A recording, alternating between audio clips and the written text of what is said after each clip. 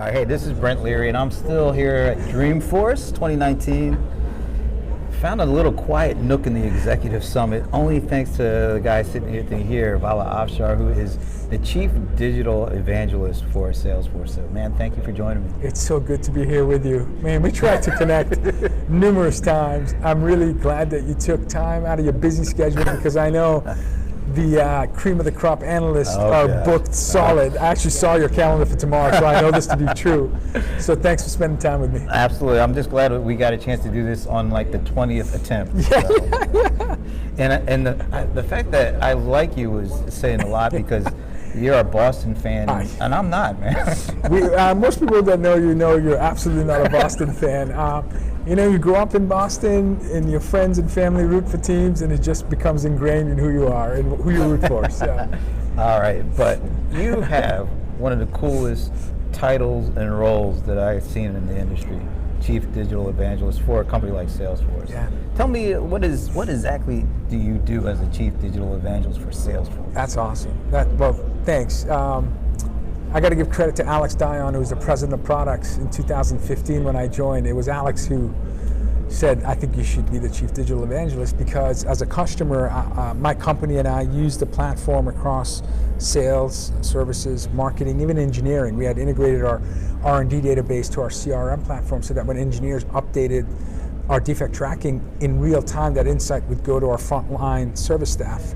And so we removed a ton of friction and heavy process and created almost an autonomous enterprise in terms of how we would leverage insights from different parts of the department. So because I used the platform across the entire line of business and had familiarity with the platform, Alex and John Tashik, they didn't want me focused specific to one cloud or one piece technology. So that's the origin. And it's I'm not an analyst, but I play one on TV. So research, writing, speaking. And being a 13-year Salesforce customer means I made a ton of mistakes. I learned from those mistakes. So when I have an opportunity to meet with customers and partners, and they're thinking about going through the art of the possible, and it's truly today, it's just an amazing time, because you're no longer challenged by scarcity, you're challenged by abundance. Like, can you really focus with all this innovation around you and do the right things at the right time with the right people to create beautiful experiences and trust? So yeah, storyteller. I think it was Steve Jobs who said the most powerful person in business is the storyteller. And when I think of our founder and what a great storyteller he is, I just aspire to learn as much as I can from people like you, and then take those learnings and try to educate and inspire folks that I have the privilege of intersecting with. So. But the cool thing, you're very modest, and you are good at what you do. But the thing around you talk about storytelling, that wasn't something that you just learned once you came on board with Salesforce. You already knew how to tell stories, and you were good with people. How did that skill set translate into doing what you do today? I appreciate the kind words. I have such battles in terms of imposter syndrome. I often, even like events like this especially, where I meet these extraordinary people. Today I had the good fortune of interviewing Brett Taylor, our President and Chief Product Officer, and he's an extraordinary person. So between you and I and whoever's watching, I'm sitting on stage as he's answering my questions, thinking, what am I doing here with Brett Taylor? He created Google Maps, he created the like button when he was CTO at Facebook, two-time incredible successful exits as an entrepreneur, and now president of products at Salesforce. I think that once I discovered social, once I started writing and regularly, and then having a weekly show, I started to appreciate the necessary muscles you need to be able to tell a story. But it's since joining Salesforce where I realized that stories are typically about someone else. Stories have a beginning, a middle, and an end. To really achieve, a pinnacle level, you should be thinking about narratives. Narratives are inclusive. Narratives are open-ended. You're really talking about a journey, not a destination. Again, our founder is masterful when he talks about the importance of fourth industrial revolution, importance of sustainability development goals, the importance of trust and core values. He's taking you on a journey, and you feel part of it. When he talks about our MVPs, our trailhead initiatives, it's a very, he uses the word specifically together. You know, so he's not a storyteller. He's someone who's masterfully painting a narrative, bringing us all in. As a customer, I felt like I was shaping the Salesforce roadmap. As a single contributor, I feel like I'm shaping the Salesforce roadmap. Whether I am or not, I'm feeling it. You know, you know, it's there's so many dimensions to being able to articulate something where people, one, believe you, they trust you, and then they want to be part of the conversation. They want to be part of the story. And when you can do that, it's like if you play sports and you're athletic, you get into a flow state where you just react to things with minimal thinking. It's just automatic. Right. It's somewhat autonomous. I think when you get into you know, deep research and connecting people and sharing stories, there's a potential to get in a flow state as a storyteller. So it's you know, again, I'm fortunate because this company is just a cool company. It's got a good soul. I'm a first-gen immigrant, so the soul of a person and a company matters to me a lot, because I see people that struggle to gain acceptance and to feel like a sense of belonging and mattering. Right. And it's not easy to do, because, you know, the busyness of life sometimes distracts you from things that matter most. This company cares. So I feel like they give me room to grow, and so someday maybe I'll be a good storyteller. I'm not thinking Greg good. Right. I'm just trying to get to good. Yeah, you're already there. But I appreciate let me ask, because, and I'm putting you on the spot a little bit, because you know, you have a huge social presence. You're over 400,000 followers on Twitter. Why do you think people follow you? Wow. That's a great question. I don't want to make, you know, I don't want to simplify it, but I think if you, so there's a fine line between manipulating and inspiring, and that line is defined by your intention. So if you can demonstrate positive intention in terms of why you share, to whom you connect with, when you have engagements, and honestly, I think if you do that for a sustained period of time, and my guiding principle is simple, there's not a lot of wisdom in this, but give without expecting a get. I have absolutely no expectation of anyone that's connected to me on any social network or business or life. You know, I expect certain characteristics that speak to, are you a loving person? Are you a caring person? Are you humble? Are you smart? Is there benevolence and integrity that's part of who you are? And then I naturally gravitate to you.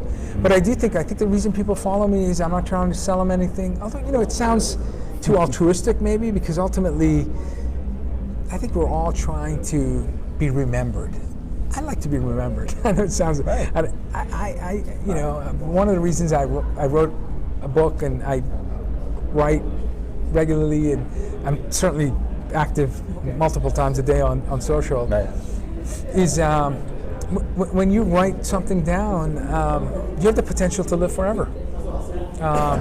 If you use remarkable words, if you share meaningful content, if you can touch someone's life, you know, I have a good fortune, especially at this conference, you know, 170,000 Salesforce advocates. So I'm assuming part of that 400,000 is made up of folks here. Right. I can't walk from my hotel room to Moscone, which is a quarter of a mile, and I knock on wood because I think it's such a privilege. Without someone, well, you and I experienced it when we just set this up right here at the table. Like really profound people. Profound, yes. I don't want to name drop, right. But yes. But you know, that to me is such a privilege. It's such a joy. I have to ask myself, do I have a big ego where I need constant affirmation? Is that why I share? All I know is I love the platform. I'm intrinsically motivated. And, I actually believe that I'm impacting people in a positive way. Does that answer your question? Why they follow me? They're just generous people, and they know that I'm not going to push my ideology. I'm not going to push my company's product. I'm not going to push. My rule of thumb is if I find something interesting. I shared like how French butter is made. I didn't know it was like big slabs of butter. Next thing you know, there was like 20,000 retweets of it. I'm like, wow, people didn't know how butter is made. I thought it was only me. I showed, 2 days ago, I showed octopus swimming and how they can camouflage themselves and exactly match the surface that they're near. Wow. And it has 300,000 retweets and likes. And I'm like, I didn't know how adaptive the octopus was in terms of their ability to camouflage. So, it's not just leadership business.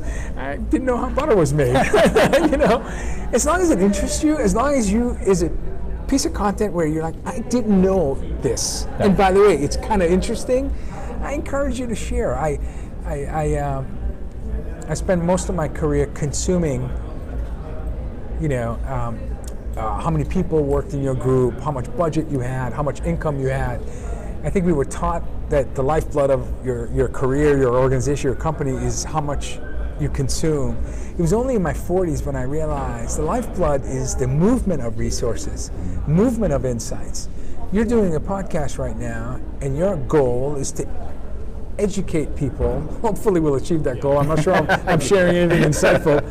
But it's the movement of insights. Right.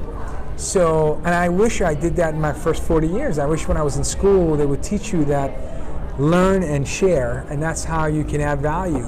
So I, much like yourself, have multiple domain expertise over my career, learned a lot of things, but it was until I wrote the first tweet, the first blog, the first book, the first video show, where I realized that if you want to have a healthy career, you want to have a healthy company, focus on movement. Movement is the ultimate status symbol. And I think maybe the reputation that, hey, if I follow this guy, I know I'm going to get insights from life and work and leadership and innovation and technology, so that maybe the diversity of content. This is a good question. I should do a Twitter poll. Why do you follow me? I'm worried they might get misconstrued and I get a bunch of unfollows. Like, why is he asking? Or they're like, you're right. I don't know why I do. Unfollow. No, absolutely. I know why. But you also do a lot of video. And you do like Twitter stream video, live stream. But you also do this show, Disrupt TV with Ray Wong. Yes. Our good friend. Absolutely. Yes. Why do you guys do that show? What do you get out of doing that show? If you ask Ray, when we started 3.5 years ago, he said, I want to make enterprise sexy. And I'm like, Ray, what are you talking? Please elaborate. I'm getting nervous here. But he's like, it's when we talk about digital and transformation and customer experience and customer engagement, we don't speak in simple terms. We don't give specific use cases. We don't highlight people that are actually doing it. We don't even have the common language. And you and I, when we listen to my mentor, I'm assuming your mentor, Paul Greenberg. Absolutely. When he says that customer engagement is the ongoing interaction between a company and a customer, offered by the company, chosen by the customer. Right. You and I appreciate every word in that sentence. Absolutely. Every word in that sentence is so powerfully chosen, so specifically chosen. So that simple sentence probably took them 10 years to put together, and it's the best definition of customer engagement that I know. So Ray and I do this show because, one, it gives us an opportunity to stay teachable in this world. If you can't learn, unlearn, relearn, and then change yourself, I think the last part's really important. So it's great that you learn, it's great that you can get rid of the old to make room for the new, but if at the end you're not changing you, your group, your company, 6 months ago you weren't doing live streams on LinkedIn. Right. A couple of years ago, doing a show and live streaming, and not recognizing that the human mind processes an image 60 times faster than text. So if you can put it in an infographic, or if you can show a video, it's far more consumable than plain text. Right. So it's a favorite time of the week for Ray and I. We get 3 extraordinary people every week to come. We just crossed episode 170. We have 400 unique guests that we've interviewed. Wow. And really stay teachable.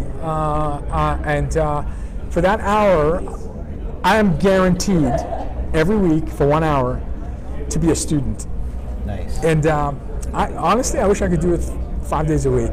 It takes a lot of hard work and energy to do that. No, amongst all the other things that Yeah, you're doing. yeah. All right, one last thing.